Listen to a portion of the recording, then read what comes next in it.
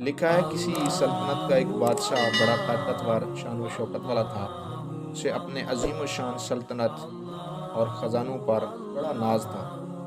برسوں کی محنت سے اس نے اپنے اقتدار کو اس قدر مستحکم کر دیا تھا، اب اسے کسی دشمن کا خطرہ نہیں تھا۔ ایک روز وہ اپنے دارالحکومت میں دورے کے لیے نکلا۔ وزیر اور کچھ درباری، ان کے علاوہ محافظوں کا دستہ بھی ساتھ تھا۔ بادشاہ کو شہر کا چکر لگانا پڑا، مرغوب تھا۔ شان و شوکت کے مظاہرے کے ساتھ ساتھ کچھ فریادیوں کی داد رسی کا موقع بھی مل جاتا۔ واپسی پر محل کے قریب اسے ایک فقیر نظر آیا جو پرانے کپڑوں میں ملبوس ایک سائیڈ پر بیٹھا تھا۔ بادشاہ نے نرم لہجے میں اس فقیر سے پوچھا، اپنی کوئی ضرورت بتاؤ تاکہ میں اسے پورا کر سکوں۔ فقیر کی ہنسی نکل گئی۔ بادشاہ نے پھر سختی سے پوچھا، اس میں ہنسنے والی کیا بات ہے؟ اپنی خواہش بتاؤ، میں تمہیں ابھی مالا مال کر دوں گا۔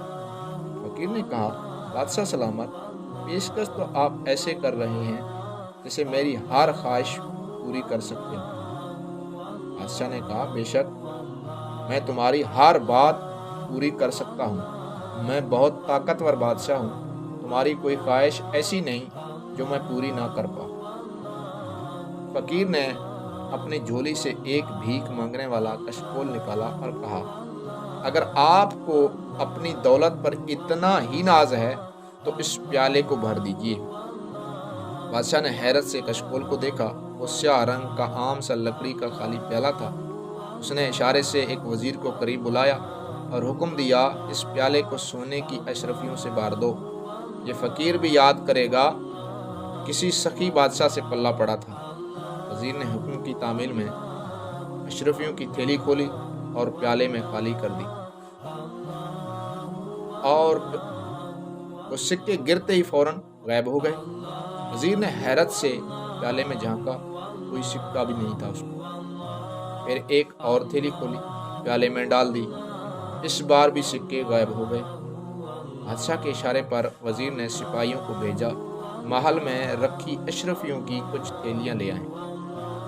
وہ تھیلیاں بھی ختم ہو گئی، مگر پیالہ ویسے کا ویسا خالی ہی رہا۔ یہ ماجرا دیکھ کر بادشاہ نے خزانے سے سچے موتیوں سے بھری ایک بوری منگوائی، وہ بھی خالی ہو گئی۔